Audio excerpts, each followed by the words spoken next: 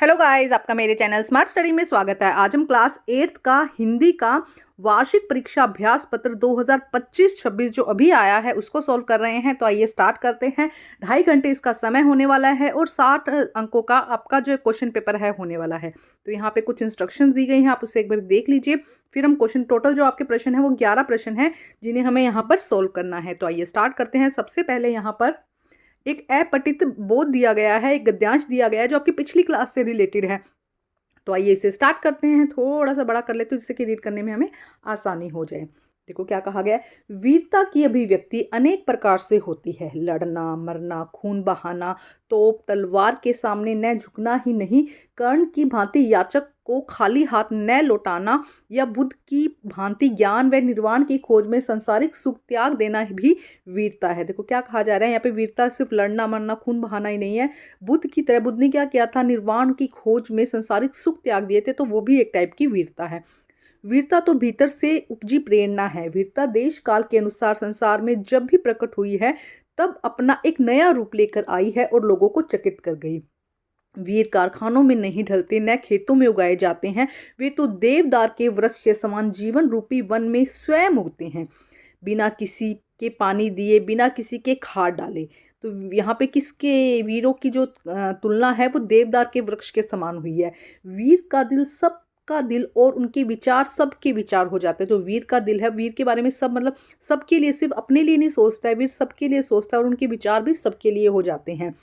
उनके संकल्प सबके संकल्प हो जाते हैं। औरतों और समाज का हृदय वीर के हृदय में धड़कता है। अब इसी से रिलेटेड प्रश्न है जिनके उत्तर हमें करने हैं। तो देखो, गद्यांश के केंद्रीय विचार के आधार पर उचित शीर्षक का नाम बताइए। तो क्या होना चाहिए, देखो वीर के बारे में कहा गया है तो सच्ची वीरता। आगे देखते हैं हम, उसके विचार सबके विचार हो जाते हैं, उसके संकल्प सबके संकल्प हो जाते हैं। इस कथन में वीरता का कौन सा पहलू उभर कर आता है? सबको एक दिशा में जोड़ने की, कठिन परिस्थितियों में अधीर होने का गुण, युद्ध में जीत हासिल करने का कौशल और अपने लिए लाभ कमाने की प्रवृत्ति। तो देखो क्या है, कठिन परिस्थितियों में अधीर होने का मतलब मुश्किल परिस्थितियां हो उसमें भी क्या हो, अधीर होने का गुण। यहाँ पे अगर हम आंसर देखें तो सभी को एक दिशा में जोड़ने की क्षमता इसका आंसर हो जाएगा। कठिन परिस्थितियों में तो ठीक है वो बना रहता है, लेकिन वो क्या है, सभी को एक दिशा में जोड़ने की क्षमता को यहाँ पे कहा गया है।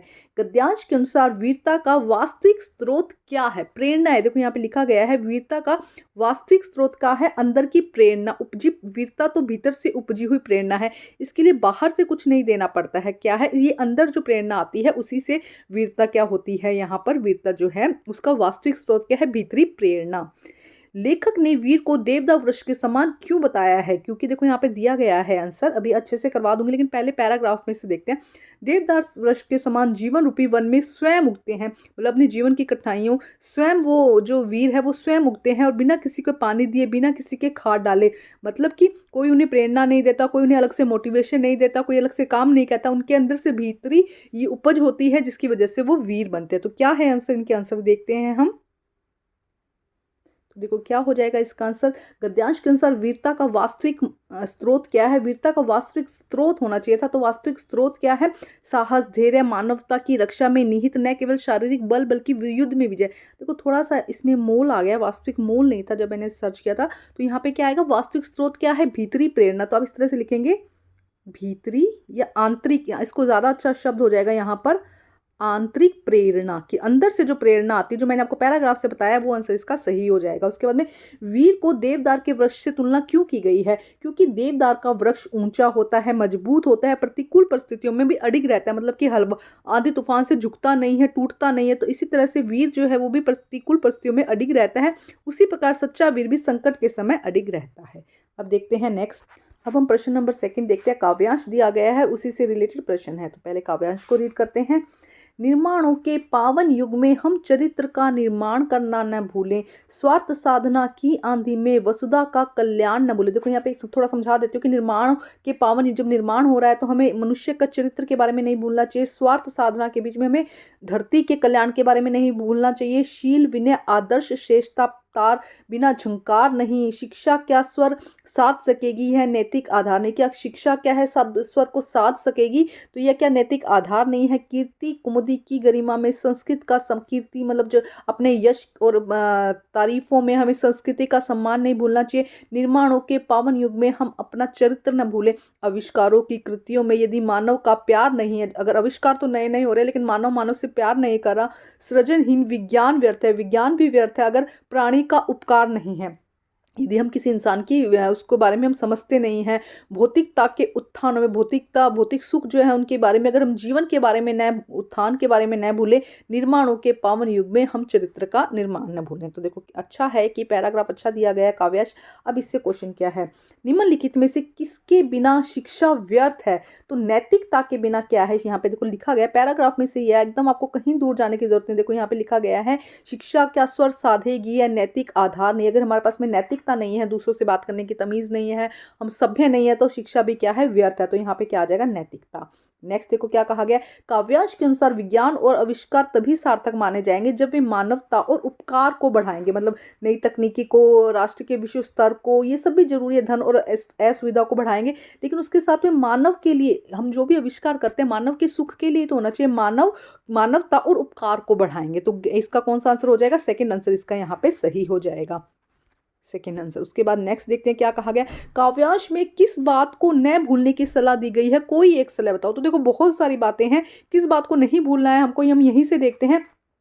हमें चरित्र निर्माण को नहीं भूलना है, हमें वसुधा के कल्याण को नहीं भूलना है, हमें संस्कृति के सम्मान को नहीं भूलना है, हमें मानव के उपकार और प्यार को नहीं भूलना है। तो यहाँ से कुछ भी लाइन आप इन चारों पांचों पार्टों में से कोई भी एक बात आपको यहाँ पर लिखनी है।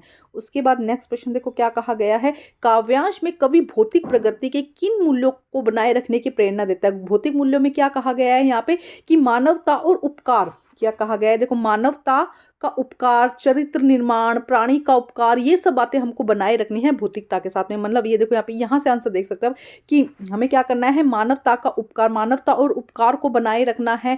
इसके अलावा अपने चरित्र को बनाए रखना है, ये सब वैल्यूज बताई गई है। अपने चरित्र को बनाए रखना है, जीवन के उत्थान को नहीं भूलना है, प्राणी के उपकार के बारे में सोचना है। तो अपने शब्दों में थोड़ा सा आप इसको एडजस्ट कर सकते हैं।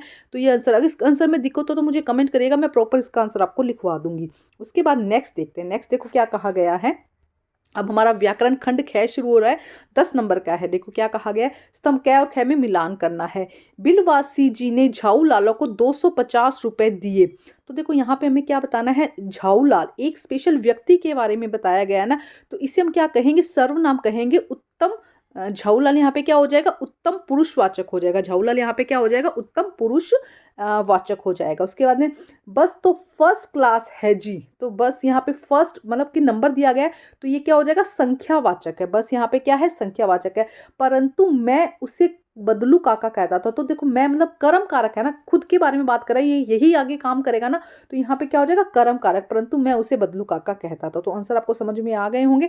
नेक्स्ट देखो, सुमेलित शब्द में प्रयुक्त उपसर्ग लगाइए। तो सुमेलित शब्द में सु यहाँ पे क्या हो जाएगा, उपसर्ग हो जाएगा। सु यहाँ पर क्या हो जाएगा, उपसर्ग हो जाएगा।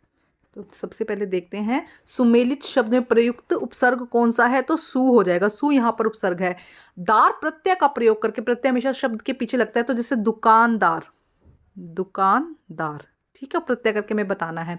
दो और दो मुहावरे का अर्थ क्या है, जोड़ना। दो और दो जोड़ना, इसका मतलब है कि सही समय पर यूज करना। देखो किस तरह से लिखेंगे, अब इसका आंसर देखते हैं। तो देखो इसका अर्थ क्या हो जाएगा, दी गई परिस्थितियों से सही निष्कर्ष निकालना या अनुमान करना। मतलब 2 और 2 4, मतलब हमें पता है ना 2 और 2 हम अनुमान लगा सकते हैं, 2 और 2 को जोड़ना। तो यहाँ पे क्या होगा, जो भी परिस्थितियां दी गई है उसके अनुसार सही निष्कर्ष निकालना और अनुमान लगाना। नेक्स्ट देखो क्या है, मधुकर शब्द के 2 पर्यायवाची। तो मधुकर देखो, मधु मतलब शहद, कर मतलब खाने वाला। तो मधु को कौन खाता है, भंवरा। तो यहाँ पे क्या हो जाएगा, भंवरा, या भ्रभरी हम कहते हैं इसको, भ्रंगरी कहते हैं। तो इसका आंसर क्या हो जाएगा, भंवरा, है ना। तो आइए देखते हैं इसका आंसर एग्जैक्ट हिंदी में। तो देखो यहाँ पे भोरा, भौरा भी लिख सकते हैं, भंवरा, भ्रमर और भ्रंग, ये 4 है। इनमें से कोई भी, तो आपको मीनिंग पता होना चाहिए कि मधुकर, मधु को खाने वाला, मधु को कौन खाता है, भंवरा खाता है। तो भंवरा, भौरा, भ्रमर और भ्रंग इसका आंसर हो जाएगा। उसके बाद नेक्स्ट प्रश्न देखो क्या कहा गया है, शीत शब्द का विलोम शब्द है। तो शीत का क्या हो जाएगा, ग्रीष्म। शीत ऋतु होती है ना, वैसे देखो ग्रीष्म, यहाँ पे क्या आ जाएगा, ग्रीष्म। थोड़ा सा सही लिख देती हूँ मैं, ग्रीष्म इसका क्या हो जाएगा, विलोम शब्द हो जाएगा। उसके बाद नेक्स्ट देखो, माखन चुराने वाले के लिए एक वाक्यांश, एक शब्द लिखिए। तो माखन चुराने वाले का वैसे श्री कृष्ण के लिए कहा गया है, तो माखन चोर हम क्या लिख सकते हैं यहाँ पर, माखन चोर। माखन चोर के लिए एक शब्द क्या आ जाएगा, माखन चोर। नेक्स्ट देखते हैं, पानी परात को हाथ छुओ नहीं, नैनन के जल सो पग धोयो। तो देखो क्या कहा गया है यहाँ पे, आपको अलंकार बताना है। तो अलंकार देखो यहाँ पे क्या है कि पानी से हाथ छुओ नहीं और नैनन, आंखों के आंसुओं से उन्होंने क्या है, पग धोया है। तो यहाँ पे एक तरीका का अतिशयोक्ति, यहाँ पे एक व्यंग कसा जा रहा है यहाँ पर। तो यहाँ पे क्या आ जाएगा, कौन सा अलंकार हो जाएगा, अतिशयोक्ति। ठीक है, तो ये कौन सा अलंकार हो जाएगा, अतिशयोक्ति। नेक्स्ट देखते हैं हम यहाँ पर। नेक्स्ट यहाँ पर देखो, एक गद्यांश दिया गया है, आपके बुक में से दिया गया है, इसको रीड करते हैं, फिर क्वेश्चंस को सोल्व करेंगे। हम 5 मित्रों ने तय किया कि शाम को 4 बजे की बस में चलें। पन्ना ने इस कंपनी की बस सतना के लिए घंटे भर बाद मिलती है। पन्ना से इसी कंपनी की बस सतना के लिए, पन्ना से सतना जा रहे थे ना, वो पन्ना से सतना के लिए हर घंटे बाद मिलती है। जबलपुर की ट्रेन मिला देती है। सुबह घर पहुंच जाएंगे। हम में से 2 को सुबह काम पर हाजिर होना था, इसीलिए वापसी का यही रास्ता हमने अपनाना था। लोगों ने सलाह दी कि समझदार आदमी शाम की बस में सफ़र नहीं करते हैं। क्या रास्ते में डाकू मिलते हैं? नहीं, बस डाकिन है, क्योंकि वो बस, आपको पता है बस की यात्रा वाला चैप्टर है, वो बस बड़ी खटारा हालत में थी, तो इसमें सफ़र नहीं करते हैं। बस को देखा तो श्रद्धा भाव उमड़ पड़ी, खूब वृद्ध थे, मतलब एकदम वृद्ध हो चुकी थी। वृद्ध का मतलब है कि जर्जर अवस्था में थी, जिसकी वजह से इसमें सफ़र करना मुश्किल था। सदियों से अनुभव के निशान लिए हुए थे, मतलब उस पर निशान लगे हुए थे। लोग इसीलिए इसमें सफ़र करना नहीं चाहते। वृद्धावस्था में इसे कष्ट होगा, बस पूजा के योग्य है, उस पर सवार कैसे हुआ जा सकता। तो ये एक व्यंग कसा गया है उस बस को लेके, कहा गया कि उसकी हालत ऐसी थी कि उसमें बैठना मुश्किल है। अब इसी पे हम चैप्टर के क्वेश्चन देखते हैं। निम्नलिखित में से कौन सी बात बस की विशेषता के संदर्भ में इंगित नहीं की गई है, मतलब उसके बारे में नहीं कहा गया। वृद्धो व अनुभवी थी, बिल्कुल सही है। अनुभवी व पूजनीय है, यह भी सही है। नई नवेली व तेज, जर्जर और डाकिन। तो ये जो कहा गया है कि नई नवेली, नई तो नहीं थी, बहुत पुरानी थी, और तेज, तो इसका आंसर यहाँ पे क्या हो जाएगा, थर्ड, क्योंकि उन्होंने कहा है कि नहीं कहा गया है। ठीक है, उसके बाद देखते हैं नेक्स्ट। लेखक ने उसके मित्रों को वास्तविक गंतव्य कहाँ पर जाना था। तो देखो यहाँ पे दिखा गया है, सतना तक जाना था उनको। पन्ना से इस बस की सतना के लिए घंटे भर बाद मिलती है, जो कि जबलपुर की ट्रेन से मिला देती है। तो पन्ना से सतना तक की ट्रेन थी, जो कि उसको क्या करती है, जबलपुर में मिला देती है। तो एक्चुअली उनको जाना कहाँ था, जबलपुर जाना था। ठीक है, पन्ना से सतना तक की बस थी, जो आगे जबलपुर की ट्रेन में उनको मिलवा देती है। ठीक है, उसके बाद देखो नेक्स्ट। लोगों ने शाम वाली बस में सफर करने से मना क्यों किया था? क्योंकि बस में बैठने की जगह नहीं थी, कम थी, बिल्कुल गलत है। क्योंकि रास्ता सुनसान और डरावना था, ये भी गलत है। क्योंकि बस बहुत पुरानी और जर्जर थी, तो ये आंसर सही हो जाएगा। बस का किराया बहुत अधिक था। ये देखो क्या आंसर हो जाएगा इसका, थर्ड आंसर यहाँ पे क्या हो जाएगा, सही हो जाएगा। लोग इसीलिए इसमें सफर नहीं करते क्योंकि ये वृद्धावस्था में से कष्ट होगा। इस वाक्य में कौन सा भाव निहित है? तो ये पूरा चैप्टर व्यंग पर आधारित है, तो इसमें क्या है, व्यंग यहाँ पे कहा गया है, व्यंग कसा गया है यहाँ पर। नेक्स्ट देखो, यहाँ पे प्रश्न दिए गए जिनका आंसर हमें देना है। 2-2 नंबर के प्रश्न का आंसर है। 2 प्रश्न आपको करने हैं, लेकिन हम यहाँ पे तीनों ही करेंगे। बाज और सांप में से कौन सा पात्र आपको अधिक समझदार लगा और क्यों? तो आइए देखते हैं इसका आंसर। तो देखो मैंने यहाँ पे दोनों ही तरीके के आंसर दे दिए हैं, आपको जो आपके अनुसार आपको क्या लगे। तो बाज और सांप की कहानी में ज्यादातर अगर हम देखें तो सांप ज्यादा समझदार लगता है, क्योंकि वह अपनी सीमित दुनिया में सुरक्षित और संतुष्ट था। तो सांप यहाँ पे क्या था, वो उसकी सीमित दुनिया थी, क्या था, जमीन था और बिल था, उसी में वो खुश था। लेकिन अगर हम बाज की बात करें तो वो स्वतंत्रता के लालच में जवान को गवा बैठने के लिए भी तैयार था, मतलब वो क्या चाहता था, अपनी जवान भी गवा देना चाहता था। तो ज्यादा अच्छा आपको क्या लगा? तो देखो अगर देखें तो ज्यादा सांप समझदार था, जो क्या था, दुनिया की परवाह किए बिना वो सीमित दुनिया में ही खुश था, संतुष्ट था, और संतुष्ट व्यक्ति को हम खुश कहते हैं। और बाज कैसा था, लालची था, जो क्या करना चाहता था, सारी दुनिया पर काबू पाना चाहता था। तो यहाँ पर ज्यादा समझदार कौन लगता है, सांप यहाँ पर ज्यादा समझदार लगता है। नेक्स्ट क्वेश्चन देखते हैं हम क्या कहा गया। मशीनी युग में कितनों ने हाथ काट दिए? मशीनी युग ने कितनों के हाथ काट दिए? पंक्ति का अर्थ बताइए। इनका आपको आंसर यहाँ पे देखो, यहाँ पे सिर्फ आपको छोटे कुछ ही शब्दों में इनका आंसर देना था। तो आइए देखते हैं इसका आंसर, शॉर्ट में आप आंसर दे सकते हैं। तो देखो यहाँ पे क्या कहा गया, मशीनी युग से क्या हुआ है, बेरोजगारी बढ़ी है, लोगों के हाथ काट दिए। क्योंकि अब क्या हो रहा है, थोड़ा सा एक्सप्लेन करके बता देती हूँ। अब क्या हो रहा है, जो नई चूड़ियां हैं कांच से बनती है। कांच की जो चूड़ियां वो किससे बनती है, मशीनों से बनती है। इसी तरीके से बहुत सारे जो घरों पे काम हो रहे थे मशीनों से हो रहे हैं, तो काम ज्यादा भी होता है और तेज भी होता है, जल्दी भी होता है और ज्यादा भी होता है, जिसकी वजह से क्या हो रहा है, बेरोजगारी जो है वो बढ़ रही है। नेक्स्ट प्रश्न देखो क्या है, क्या निराश हुआ जाए पाठ के माध्यम से लेखक क्या सीख देना चाहते हैं। लेखक यहाँ पर सीख देना चाहते हैं कि निराशा छोड़कर कर्म पर विश्वास करना चाहिए, हमें हमारे कर्म पे विश्वास करना चाहिए, हमें निराश नहीं होना चाहिए, हमारी जिंदगी में कुछ भी हो हमेशा कर्म करते रहना चाहिए। उसके बाद नेक्स्ट आता है प्रश्न नंबर 6, जिसमें 2 प्रश्न करने हैं, हमको 30 से 40 शब्दों में इसका आंसर देना है। तो सबसे पहले देखो क्या कहा गया है, पडुकोडाई की महिलाओं पर साइकिल के प्रभाव की तरह आपके जीवन में किसी एक घटना में आए सकारात्मक बदलाव का अनुभव कीजिए कि आपके जीवन में क्या बदलाव आया। तो देखो अब क्या है, आज से अगर हम कुछ साल पहले की बात करते हैं, अगर इसे समझते हैं तो क्या था, लड़कियों को शिक्षा का मतलब शिक्षा की उनको पर स्कूल नहीं भेजा जाता था उनको, इसके अलावा बात करें उनको हमेशा घूंघट में रखा जाता था।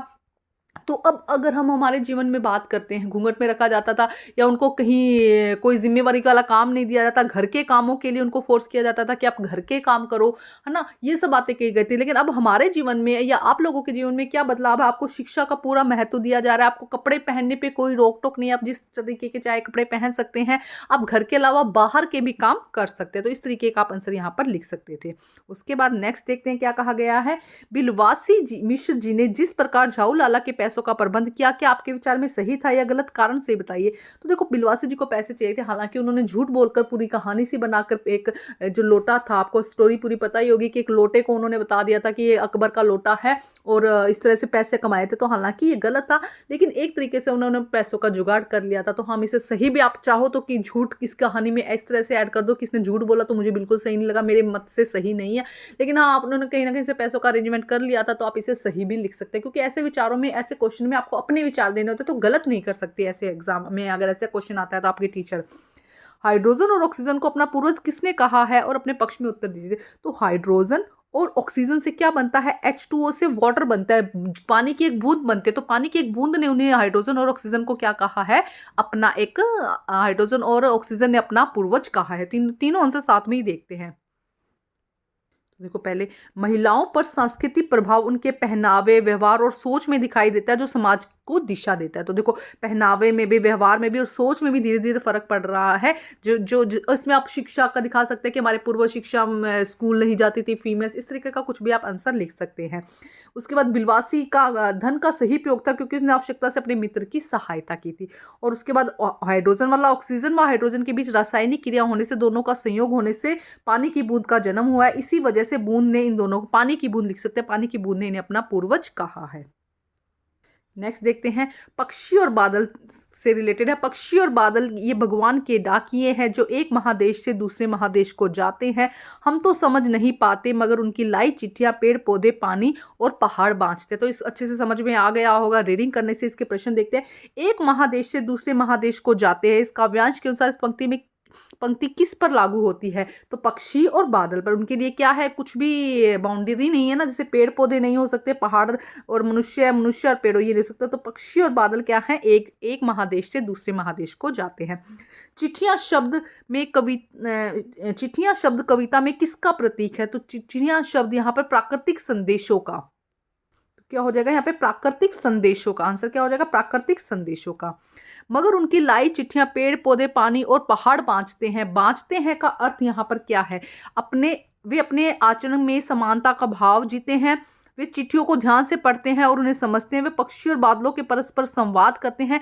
वे ईश्वर के आदेशों का पालन नहीं करते। तो देखो क्या है, बांचते का वैसे तो पढ़ना होना चाहिए, वे चिट्ठियों को ध्यान से पढ़ते हैं और समझते हैं। तो क्या है, वे पक्षियों और बादलों से परस्पर संवाद करते हैं। यहाँ पे हो जाएगा, ये आंसर हो जाएगा। ठीक है,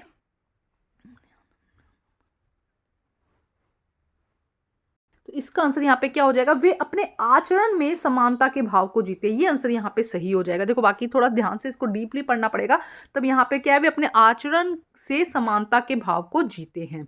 उसके बाद देखो पद्यांश में निहित मूल शिक्षा क्या है। तो यहाँ पे क्या है, प्रेम संदेश, प्रकृति आदर, वैश्विक बंधुता या मानवीय एकता। तो यहाँ पे क्या होना चाहिए, यहाँ पर होना चाहिए प्रकृति आदर, प्रकृति का आदर करना चाहिए। मतलब वहां की पानी की बूंदें यहाँ पर आ रही है, तो इस पे कोई विकल्प, इस पे कोई ऑप्शन नहीं है ना, तो यहाँ पे क्या आना चाहिए, प्रकृति आदर आना चाहिए। या एक सेकेंड, अच्छा, अगर इसका आंसर ध्यान से देखें ना, देखो क्या है इसमें, मूल शिक्षा क्या है कि भाई हमारे लिए बाउंड्रीज है लेकिन बाकियों के लिए बाउंड्रीज नहीं है। देखो थोड़ा सा मैं भी कंफ्यूज हो गई थी इसके अंदर, तो लेकिन जो पक्षी है, बादल है, उनके लिए कोई बाउंड्रीज नहीं। तो यहाँ पे क्या मानवीय एकता के बारे में दिखाया गया कि मानवीय एकता होनी चाहिए, तो जिससे कि हम सभी क्या हो, हमें सीमा हमारे लिए बांधित ना हो, बाउंड्रीज हमारे लिए भी ना हो। नेक्स्ट देखते हैं, प्रश्न नंबर 8 है यहाँ पर। इनमें हमें प्रश्नों के उत्तर देने हैं। देखो क्या कहा गया है, कवि में दीवानों की हस्ती कविता में दीवाने शब्द का प्रयोग किस प्रकार के व्यक्तियों के लिए किया गया है। सातवें प्रश्न, तीनों के आंसर साथ में देखेंगे। कबीर ने अपने दोहे में तलवार और म्यान का प्रयोग किसके रूप में प्रतीक किया है। कृष्ण अपनी माँ से अपनी चोटी के संदर्भ में क्या प्रश्न करते हैं। तो देखते हैं पहले प्रश्न का आंसर, दीवानों की हस्ती में कविता ने दीवाने उन स्वतंत्र सेनानियों के लिए प्रयोग हुआ है जो देश की आज़ादी के लिए संघर्ष कर रहे थे, जो निडर मस्त मौला होते हैं, जिनका उद्देश्य खुशियां बांटना और किसी भी बंधन में न बंधना होता है। वे सुख दुख को एक समान भाव से देखते हैं। तो दीवाने किन्हें कहा गया, उन स्वतंत्रता सेनानियों के लिए प्रयोग किया गया है जो क्या है, देश की आज़ादी के लिए संघर्ष करते हैं। वो निडर होते हैं, डरते नहीं है, वो अपनी आज़ादी, अपनी बात आराम से कहते हैं, खुशियां बांटना चाहते हैं, बंधन में नहीं बंधना चाहते और सुख दुख में एक जैसे दिखाई देते हैं। नेक्स्ट देखो क्या है, कबीर ने तलवार और म्यान का प्रयोग किसके लिए किया है।